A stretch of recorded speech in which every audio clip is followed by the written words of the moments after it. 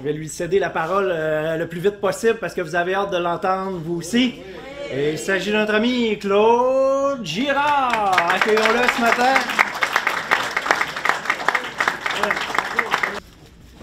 Ben, bonjour tout le monde, vous me comprenez bien? Oui. Vous savez, c'est un privilège de venir partager pour le Seigneur ici. Quand on a une belle invitation, mon ami Yvan, Victor, tous les gens, je l'apprécie beaucoup. Puis, vous savez, dire ce que c'est qu'on était avant, il n'y a rien de drôle là-dedans. Là. Je n'étais pas quelqu'un qui était bien bon, moi, là. Puis vous allez voir dans mon partage comment j'étais. Mais il faut que je vous le conte un peu, comment j'étais, pour vous montrer qu'est-ce que le Seigneur a fait dans ma vie. Si je ne vous conte rien, vous allez dire qu'est-ce qu'il a fait dans sa vie. Bien, vous allez le voir, ce qu'il a fait. Moi, mon nom, c'est Claude. Je suis le plus jeune, le plus vieux d'une famille d'un.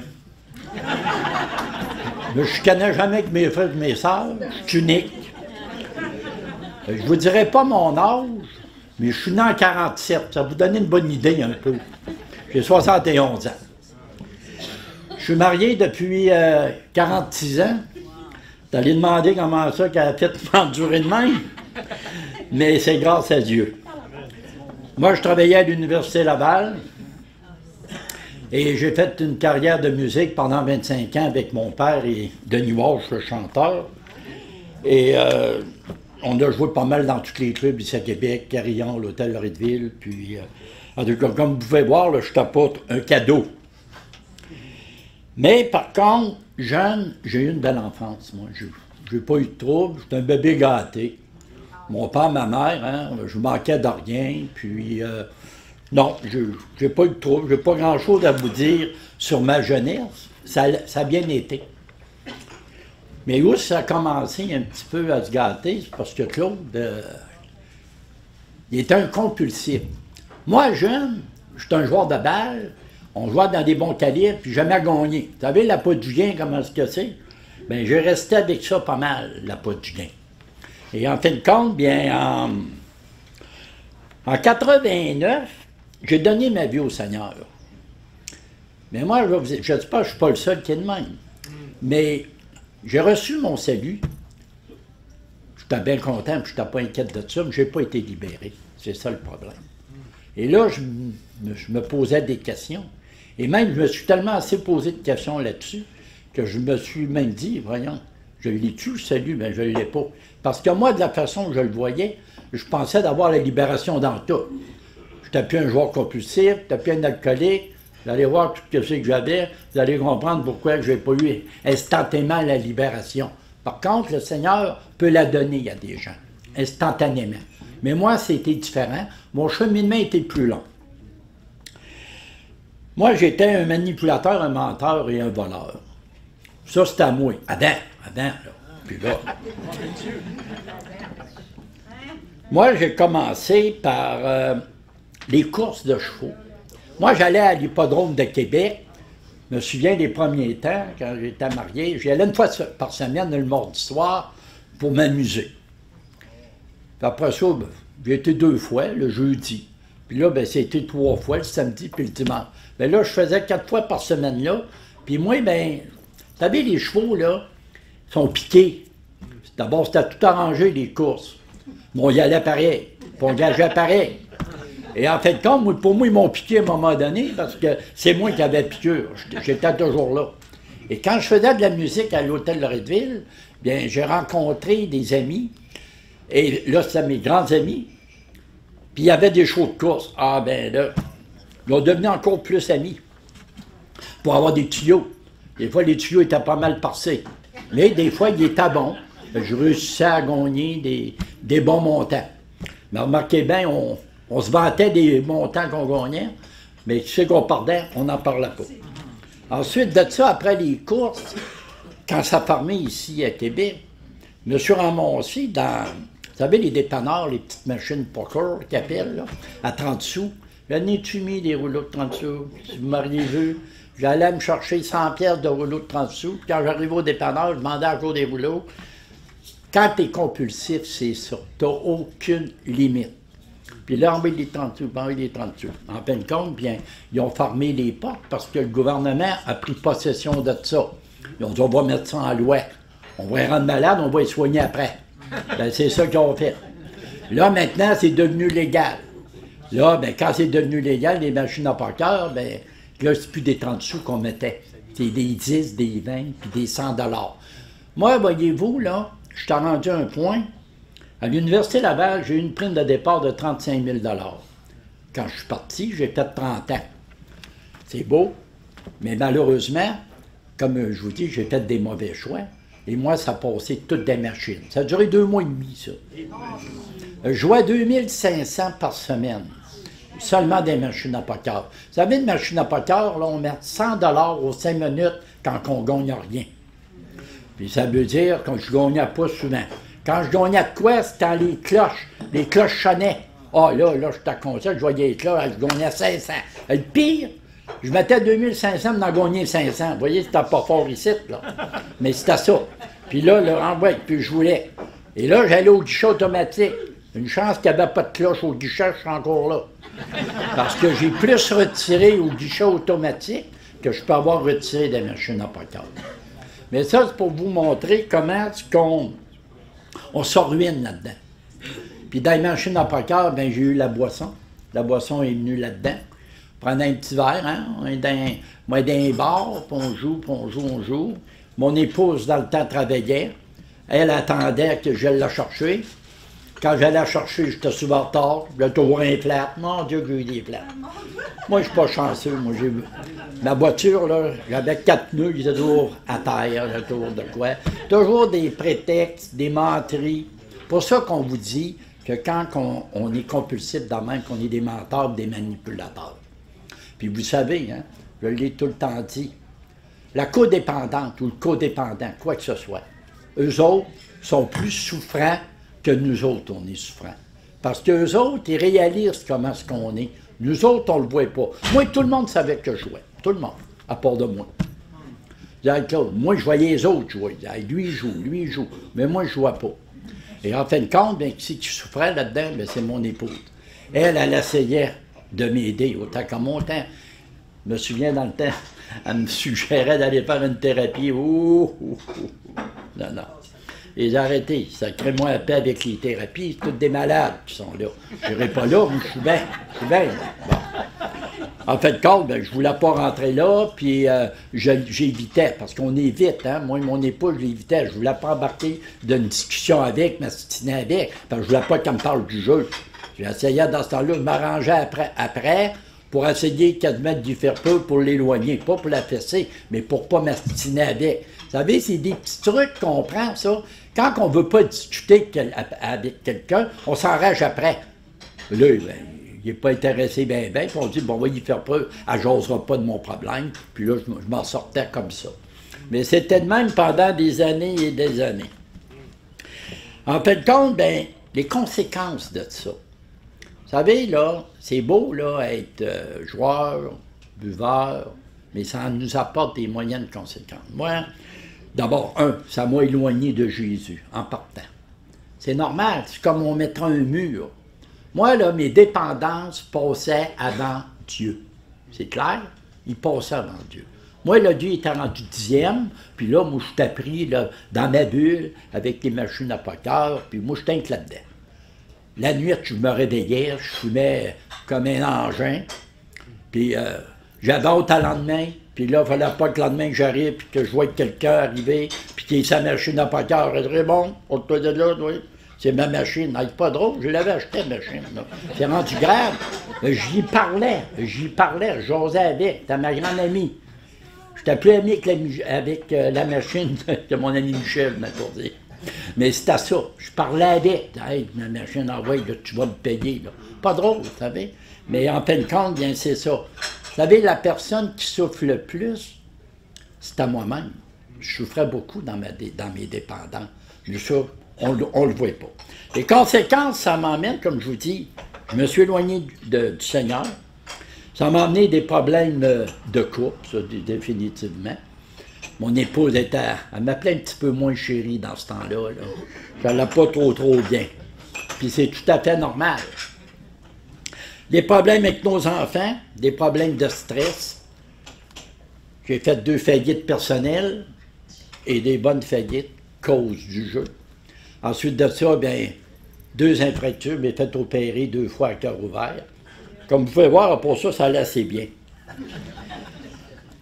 Mais vous savez, il y en a qui me disent des fois, ben moi, Claude, je n'ai pas ce problème-là. Moi, je bois pas, je fume pas, puis je chaque pas, oui. Mais par contre, il y en a d'autres dépendances dans la vie. Il n'y a pas juste le jeu, l'alcool, la drogue. Il y a la gourmandise, il y a la pornographie par Internet, il y a la jalousie, les cartes de crédit. Vous savez, là, les cartes de crédit, là, ça fait mal. Moi, je le sais, j'ai été pogné avec ça aussi. C'est pas mieux. Il faut faire attention. Quand on est indépendant, on est porté à se tirer d'un autre. Puis nous autres, en étant compulsifs, hein, on veut avoir tout avant de l'avoir. Hein? Moi, si je veux avoir, mettons, m'acheter une voiture, je voulais l'avoir hier, mais je vais l'avoir la semaine prochaine. C'est toujours comme ça. Bien, c'est ça que ça nous emmène, puis, dans le fond, on est des gens très malheureux. Moi, je suis une personne qui était très malheureux, et j'essayais de paraître une personne heureuse. Hein? T'envoyais la main quelque part, « Hey, salut mon ami, t'as rendu comme le bonhomme carnaval, j'envoyais la main n'importe qui. » Mais dans le fond, j'étais un gars qui était malheureux dans mes problèmes. Moi, je vais vous expliquer, vous savez, le bas-fond, là, j'ai fait 2 faillites personnelles, je l'avais pris 2 fois, mais je ne l'avais pas encore assez pris. Mais le Seigneur, là, il est bien plus intelligent que moi. Lui, là, il s'est organisé, je vais le prendre le bas-fond, puis je vais vous le conter, comment j'ai pris le bas-fond. Vous allez voir comment c'est arrivé. Moi, ma dernière empreinte que j'ai faite, c'est 5 000 $ d'une compagnie de finance. Là, c'est sûr et certain, la prime de départ, il n'avait plus. J'avais tout dépensé. Là, je serais là, un bord et de l'autre, pas d'argent. Bon. En fin de compte, je joins une annonce, compagnie de finance, je les appelle de chez moi et ils me donnent rendez-vous le lundi. Puis moi, je leur contais la même histoire. Vous savez, on a des trucs. Moi, vous savez, là, j'ai dit, ma mère est décédée. Je dis, ah, moi. Puis là, ben, j'ai dit, faut que je l'enterre. Ah, ben, c'est sûr. Mais je ne peux pas laisser de poudre dans le cimetière. Elle n'a pas d'assurance. Ah, c'est pas drôle, ça. Non, c'est loin d'être drôle. Pouvez-vous m'aider? Un petit 5 000. Ben, on va essayer de faire de quoi, certainement. Et en fin de compte, ils ont fait de quoi? Ça marchait toujours. Vous savez, là, quand on a un petit truc qui marche, on continue à l'utiliser, parce que ça marche. Si ça ne marche pas, on change. Mais nous autres, moi, ça marchait. Il me prête le 5 000, le lundi, je pars avec ça, je vais changer ça, et ne demandez pas ce que j'ai fait. Tout de suite, je suis parti, j'ai été des machines à poker. En fin de compte, le mercredi après-midi, il me restait 250 piastres du 5 000. Puis beaucoup, là. Hey, j'ai dit, ça n'a pas de bon sens. Puis là, le Seigneur est de moi, puis faites quoi? Ça n'a pas de bon sens, j'ai plus d'argent, j'ai plus rien. Et là, bien, je m'en vais chez moi, et mon épouse, elle me dit, Claude, elle dit, le Seigneur m'a mis de quoi à cœur? J'ai dit, ah, ouais. J'ai dit, à moi-même, qui c'est qui a mis à cœur? Elle dit, je vais te donner le livre de banque, puis tu vas administrer. Oh! Mais j'ai dit, quelle bonne idée. Là, je trouvais que le Seigneur, il avait suggéré de quoi? Très bien. Elle me donnait le livre de banque. Je ne peux pas demander mieux que ça. Elle me donne le livre de banque. Le lendemain, je me dépêche d'aller l'amener à l'ouvrage. Je ne voulais pas qu'elle manque, hein, puis ça pressait. Et en fin de compte, j'étais venu et j'ai été à la caisse. J'ai été vider le livre. Et là, dans ma tête à moi, c'était d'aller me refaire. Puis là, en vrai, là, je vais gagner. Là, elle va payer la machine. Là, je me suis en allé là-dedans. Et en fin de compte, je suis arrivé le soir. J'avais vidé le livre d'abord. J'avais plus rien. Et là, je vais vous montrer c'est quoi vraiment prendre le bas-fond. Mon cœur, j'ai senti de quoi? J'ai senti une peur. J'ai dit, qu'est-ce qu'elle va faire pour payer le loyer, pour manger? Et là, c'est vraiment une peur. C'est la première fois que j'ai ressenti ça. Moi, avant ça, la peur, je ne ressentais pas ça. Puis même si je perdais, je me foutais de tout. Et là, en fin de compte, j'ai dit, wow, attends un peu. je dis à mon épouse, je rentre en thérapie. Le lendemain, j'appelle M. Brisson, je l'avais son numéro de téléphone, si quelqu'un me l'avait donné, mais comme je vous dis, je ne voulais pas rentrer du tout en thérapie, mais je vais appeler, j'appelle. C'est lui qui me répond, puis bon, je vais lui demander les renseignements, M. Brisson, je me nomme, oui. Puis là, je lui dis, je suis un joueur compulsif, j'explique la situation. Ben, il dit, parfait, M. Girard, il dit, on va se rencontrer, il dit, demain, il dit, à 9h30. Bon, ben, j'ai dit, c'est parfait. J'ai dit, à quel endroit? Il dit, Robert Giffard. J'ai dit, pardon? Il dit, Robert Giffard. Ah, ben, j'ai dit, un instant, là, Robert Giffard. J'ai dit, êtes-vous sérieux? Ben oui, il dit, mon bureau est là. J'ai dit, moi, je ne vais pas là. Ah, non, je vais là, je ne sors plus de là. Il va me mettre la camisole de force. Jamais je vais sortir de là. Là, la peur m'a réellement pris. Il dit, demain matin, M. Girard. Je dis, ah oui, très bien. Mais là, tout de suite, en partant, mon idée, c'est pas ça pantoute. Mais là, je vais me coucher. Et le lendemain, je me suis réveillé, puis le Seigneur m'a mis à cœur, il dit, vas-y, Claude, là, il faut que ça arrête. J'ai été le rencontrer. Et en fin de compte, bien, ça a bien été. J'ai rentré à la maison Odyssée, dans la Beauce, le vendredi. Et j'ai fait une thérapie là pendant 28 jours. Moi, je remercie le Seigneur. J'ai eu 2 chrétiens qui étaient là sur mon chemin. Il y avait une fille et un gars. Puis, je savais pas qu'il était chrétien. Puis, moi, j'étais dans une chambre tout seul. Et l'autre semaine après, il a rentré un monsieur, puis c'était justement ce monsieur-là, puis il l'envoie dans ma chambre. Puis, le gars, il me dit, la première chose qu'il me dit en rentrant, il dit, moi, il dit, monsieur, je portais à vider les tiroirs dans la chambre, puis, ouais. Ben, je lui dis, vide le tien, vide pas le mien, c'est possible. Mais lui, il était comme ça, le monsieur. Et en fin de compte, on va faire nos meetings, et le soir, vers 6 heures, moi, je rentrais, j'avais ma Bible, et je lisais toujours ma parole, et lui, il rentre à peu près 15 minutes après, puis il me voit avec ma Bible, « Hey, il dit, c'est une Louis II que t'as là? » J'ai dit, « Oui. »« Hey, t'as même que moi. »« Ah ouais?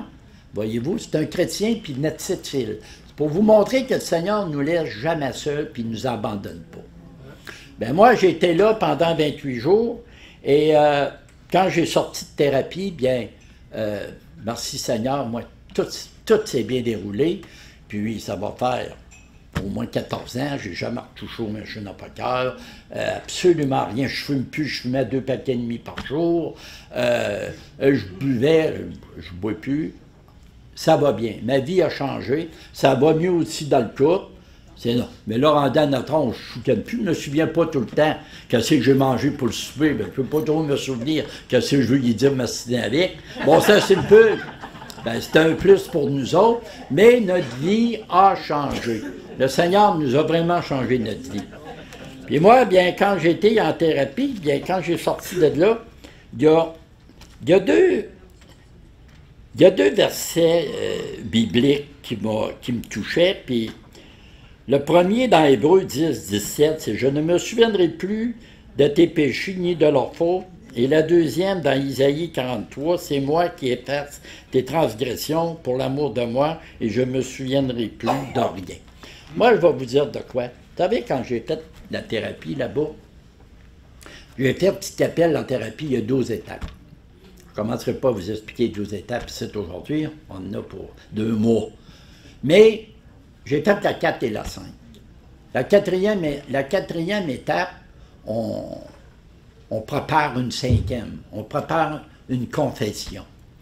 Vous savez, là, moi, ça m'a fait du bien, et il y a une chose que j'ai compris là-dedans.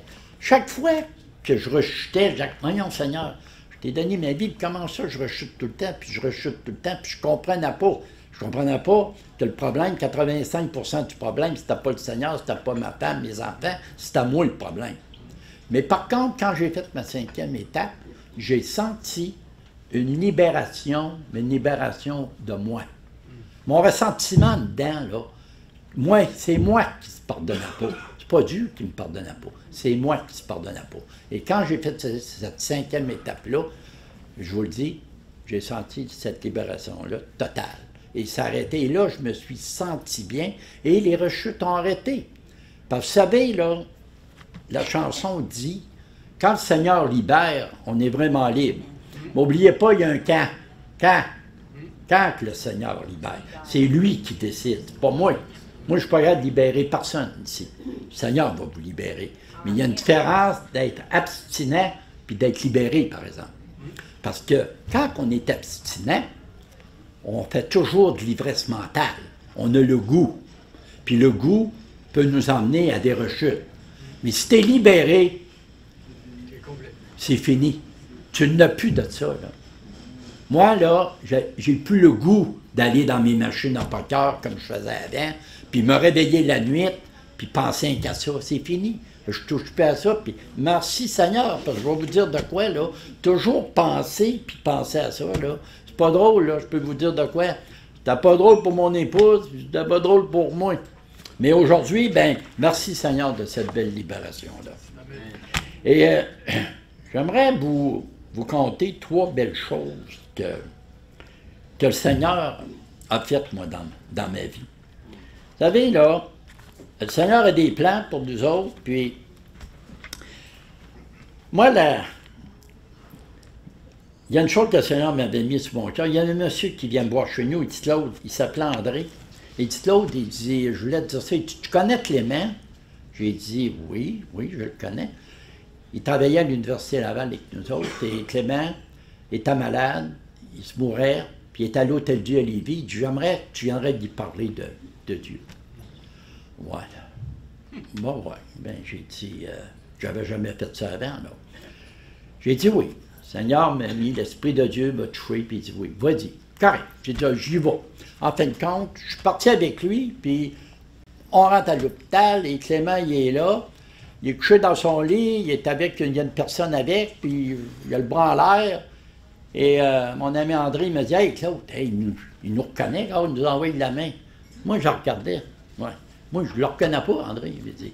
Mais en tout cas, il nous reconnaît certains. C'est correct. En fait, compte, la madame, quand elle est partie de là, André dit, envoie Claude, il dit, va lui parler. Je vais le voir, il dit, salut Clément. Il me reconnaît. C'est bien vrai, il me reconnaît. Mais quand je l'ai vu, Clément, c'est un gars de 6 pieds 2, hein, 6 pieds 3 comme il faut, hein, 260 livres. Une bonne pièce de gars. Il pesait peut-être bien 75 livres, je vais vous dire de quoi, là. Ça me touchait de plomb, je le regardais. Et en fin de compte, j'ai commencé à lui parler du Seigneur, il répétait après moi, il a donné sa vie au Seigneur. Ça, là, je n'en revenais pas. Mais à un moment donné, savez-vous ce qui arrive? Il vient les yeux comme 2 lumières, puis il me pogne dans même. Peux-tu vous dire, mettez-vous à ma place, là. Là, tu es là, puis il y a encore des bonnes mains, malgré tout, puis il vient te chercher comme ça. Il dit, ah, viens ici. J'ai dit, non, moi-même, qu'est-ce qu'il me veut? Il est choqué parce que j'ai parlé du salut, on ne sait pas, des fois. En fin de compte, savez-vous qu'est-ce qu'il m'a dit? Il m'a dit, viens me chercher. C'est le seul mot qu'il a dit.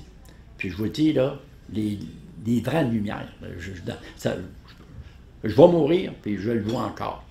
Et en fin de compte, je suis parti de là. 1h30 après que je te rentre chez moi, André m'a appelé pour me dire que Clément était décédé. Ben, gloire à Jésus. Je sais qu'aujourd'hui, il est avec le Seigneur. Ça, je peux vous dire. Ensuite, bien, nous autres, vous savez qu'on a le groupe Croissance, les groupes d'entraide. Je vais vous conter qu'est-ce que c'est qui m'est arrivé là. Moi, on a toutes sortes de personnes qui viennent à nos groupes. Vous savez, venir au groupe Croissance, là, c'est pas une honte, là. Moi, j'ai été intervenant d'une maison de thérapie pendant 4 ans, d'une maison chrétienne. C'est des chrétiens qui avaient des dépendants. Il n'y a pas juste des non-chrétiens. C'est pas une honte d'avoir une dépendance. Mais par contre, se prendre en main, ça, c'est bien. Tu démontres au Seigneur que tu veux t'en sortir. C'est ça qui est l'important. Moi, c'est ça que j'ai fait avec ça. Et en fin de compte, j'étais dans nos cours, puis il rentre 2 personnes, un monsieur avec son beau-frère, le monsieur se nomme, je vais exempter vous dire les noms, c'est normal, hein, c'est l'anonymat dans nos groupes, et la personne jase avec moi, puis tout allait bien. Et moi, la semaine avant, j'avais vu mon médecin, Puis mon médecin, il me passe, il m'avait posé un examen, il me dit, Claude, il dit, ton cœur, comment, mon cœur, il a fait opérer, il a 12 ans, c'est dur. Ben, il dit, là, j'attends sciller en arrière. Pour moi, t'as une valve, puis il dit qu'il ne marche pas. Ah, ouais, une valve. Puis je commence qu'il y en a de valve. Il dit, il y en a 4. Ben, je suis correct, 3. Il n'y aura pas de problème, je vais vivre avec 3 valves, même s'il y en a une de moins. Moi, je ne voyais pas rien de grave. Mais je peux vous dire de quoi? Que je n'avais pas l'intention de me soigner de ça, puis je ne voulais pas non plus. J'avais passé la première opération à cœur ouvert, je ne voulais pas en passer une autre. Je disais, ça va faire. À moins, mettez-moi une sport, faites de quoi? En fin de compte, au groupe, ces 2 personnes-là sont là. Un monsieur qui a un problème, mais l'autre qui n'a pas de problème, mais il l'accompagne. Puis là, j'ose avec, il revient l'autre mardi, puis tout le monde bien correct, puis tout le monde tout bien correct dans nos groupes. Et en fin de compte, la troisième fois qu'il vient, il me regarde, j'avais un petit gilet, puis il me voit ma cicatrice ici. Et il me disait à moi, il dit, tu t'es fait opérer à cœur ouvert? Et il dit, non. Là, je la regarde. Ouais, j'ai dit, le 12 ans. Bon. Là, j'ai rencontré mon médecin, il me parle d'une petite valve, ça. Il dit, oh, il dit, attends un peu. Ouais, attends un peu. C'est une valve, puis il dit, tu ris pas de ça, là. Il dit, c'est grave. Il dit, je vais aller aux toilettes, puis je vais te compter ça un peu. Je demande, moi, à son chum à côté. Je dis, hey, ton chum, là, j'ai dit, connais-tu ça? Là, il me regarde, il dit, c'est mon beau-frère. Ah ben, mais même si c'est ton beau-frère, si c'est un plombier, ça ne me dit pas grand-chose. Non, non, il dit, c'est un chirurgien cardiologue. Ah ben là, qu'est-ce que tu me dis là? Là, je comprends rien pantoute. Un chirurgien cardiologue, dans notre groupe. Eh bien, mais vous savez, là, je vais vous dire de quoi en passant. Lui, il n'y avait rien, là. Il n'y avait pas de problème de boisson, de jeu, d'alcool. Mais vous avez des plombiers, vous avez des médecins, des avocats, des notaires qui ont des problèmes de jeu, d'alcool ou de drogue. Il n'y a pas que nous autres, là. Pas parce qu'ils sont haut placés, puis qui ont des beaux titres, qui n'ont rien. C'est des humains comme toutes nous autres. Ça. En fin de compte, la personne en revient, puis là, il jase avec moi, puis là, il me dit à moi, il dit, Claude, je vais te donner rendez-vous, tard, tu vas venir nous voir au CHUL, il dit, il est chirurgien. Ouais, correct. Les gars, voyez-moi pas. Vous savez, c'est dur avoir des rendez-vous à Laval. Je ne l'ai jamais appelé. Sa secrétaire appelait, m'a tout donné rendez-vous. Il m'en va le voir. J'arrive là, j'ai passé tous les examens. Tout était beau, tout était débouché. Tabarouette. Ça va bien aller, moi, là. Bon, il t'a rien de bouché, mais ta balle infinie. Il dit, il faut la changer, tu as un an et demi à vivre si tu ne la changes pas. Ah ouais? Là, il dit, il y a 3 sortes de valves que je peux te mettre. Bon. Électrique, une d'agneau ou de porc. Bon, il dit, laquelle? Je vais te mettre de porc. Il m'a fait dire d'un enclos. Ça n'a pas de bon sens. Mais ça, ils avaient qu'une valve de même, 25 ans minimum, mon ami. Ah! La femme a dit combien? Il dit 25 ans. Elle dit opérez-le pas. C'est une femme, c'est une femme. Elle n'a jamais dit ça. Mais c'est pour vous montrer que cette personne-là, qui est un chrétien, n'oubliez pas, le chirurgien est un chrétien, c'est le Seigneur qui l'a mis sur mon chemin. Je ne m'attendais pas de voir un cardiologue arriver au groupe Croissance, voyons donc. Bien, merci Seigneur. Pour vous montrer que le Seigneur, quand on s'occupe d'un ministère, qu'on fait de quoi, puis qu'on suit le Seigneur va toujours s'occuper de nous autres. Tout le monde. Il est là pour ça, puis il s'occupe de nous autres. Et, pour terminer, bien, le groupe Croissance. Je vais vous en parler un petit peu avant de passer à l'appel au salut. D'autres, le groupe Croissance, ça va faire un bon 12-13 ans, là, comme il faut. On est 8 ans au Café Rencontre. Au Carrefour, ben, ça va faire 3 ans. Là. On a un groupe aussi à Granby, Beaulac, si ma mémoire est bonne. Mon ami Réal et Laurent qui sont ici, ça c'est dans le bout de Thetford Mine d'Israélites, c'est un groupe croissant. Merci beaucoup. Puis on a un groupe croissance qui va rouvrir à l'Armée du Salut à partir du 1er avril. Bien, voyez-vous que le ministère grossit. Puis c'est ça qu'on veut. On veut que le ministère croissance grossisse dans le comité des chrétiens, parce que je sais qu'il y a des besoins. On a des besoins, puis regardez, on est chrétiens. Bien, le monde vient dans nos cours. On n'est pas un Dieu tel que tu l'as conçu. Nous autres, on s'identifie en Jésus. Bon, bien. Je crois que c'est un gros plus. Et ça va bien, nos groupes. On a une belle moyenne. On a peut-être entre 12-16 personnes. Puis ça, c'est régulier, là, vous savez. C'est vraiment bon. On est bien content de ça. Puis nous autres, bien, dans nos groupes, bien, la seule exigence qu'on a, c'est le livre des 12 étapes enrichi des versets bibliques. Lui, il est obligatoire. Mon ami Mathieu va l'annoncer tout à l'heure. Puis, c'est la seule chose, parce qu'oubliez pas, on est à but non lucratif, nous autres. Là. Tout ce qu'on fait, c'est gratuit. Là. Moi je n'ai pas un salaire tant par semaine pour faire le groupe croissance. Là. Mais on fait ça bénévolement pour aider des gens. Puis, vous savez, croissance, c'est pas seulement le mardi, le jeudi. On va rencontrer du monde. On va faire des 4, des 5e étapes. Vous savez, on essaie de se dévouer beaucoup dans le ministère pour venir vraiment en aide, parce que moi, je sais c'est quoi la souffrance qu'on a là-dedans. Vous savez, moi, je lui dis toujours, les dépendances, pour moi, c'est pas une dépendance, c'est un péché. Si on regarde la parole de Dieu, la gourmandise, l'ivrognerie, je ne vois pas de pelule là-dedans. Par contre, le péché devient, à un moment donné, une maladie. Parce que quand on est alcoolique, qu'on le veuille pas, stéréose du foie, hein, ça nous emmène d'autres problèmes. Mais quelle que soit maladie dépendante, c'est la souffrance qu'on a.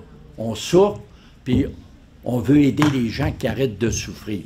Bien, c'est ça le but de croissance. Bien, je vous remercie, moi, de m'avoir écouté. Vous êtes bien gentils, vous avez venu en grand nombre. J'ai beaucoup d'amis ici aujourd'hui de croissance, des amis de Telferman que je suis bien content de voir. En tout cas, je vous remercie beaucoup, tous les gens qui sont ici, là, vraiment gentils. Et j'aimerais aller à l'appel du salut. Et si vous voulez courber vos têtes, s'il vous plaît. Père Céleste, je sais que j'ai désobéi à les lois et que mes péchés m'ont séparé de toi. J'en suis sincèrement attristé et je désire maintenant me détourner de ma vie passée de péché et me tourner vers toi. S'il te plaît, pardonne-moi et aide-moi à m'éloigner du péché. Je crois que ton Fils Jésus-Christ est mort pour mes péchés, qu'il est ressuscité des morts, qu'il est vivant et qu'il entend ma prière. J'invite Jésus à devenir le Seigneur de ma vie et à régner dorénavant dans mon cœur. Merci d'envoyer ton Saint-Esprit pour m'aider à t'obéir et à faire ta volonté pour le reste de ma vie. Je prie au nom de Jésus. Amen. Merci beaucoup.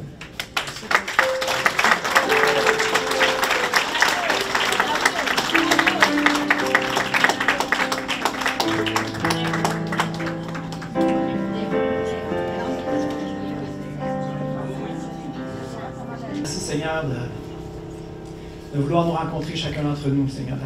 Ta parole dit, celui qui frappe, j'ouvrirai. Le Seigneur est là, il frappe à la porte de votre cœur, en fait. Il attend que vous ouvriez. On n'a rien d'autre à faire que de capituler, de reconnaître notre faiblesse, reconnaître notre besoin d'être sauvé. Le Seigneur va venir nous rencontrer. Alors, je te remercie, oh Dieu, pour ton amour pour nous, Seigneur. On mérite tellement rien de toi, mais toi, tu n'as jamais abandonné, Seigneur. Tu as une vie pour nous, une vie abondante, une vie riche, une vie pleine de sens.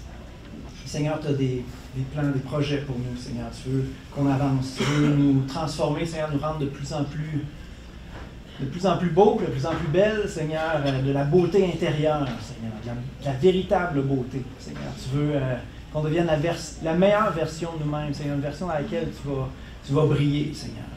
Alléluia. Merci, oh Dieu, pour cette vie que tu as pour chacun d'entre nous. Puis, oh Dieu, ce matin, on décide juste qu'on veut embarquer, Seigneur, dans ton chemin, embarquer dans ta volonté. Au nom de Jésus, Amen. Amen.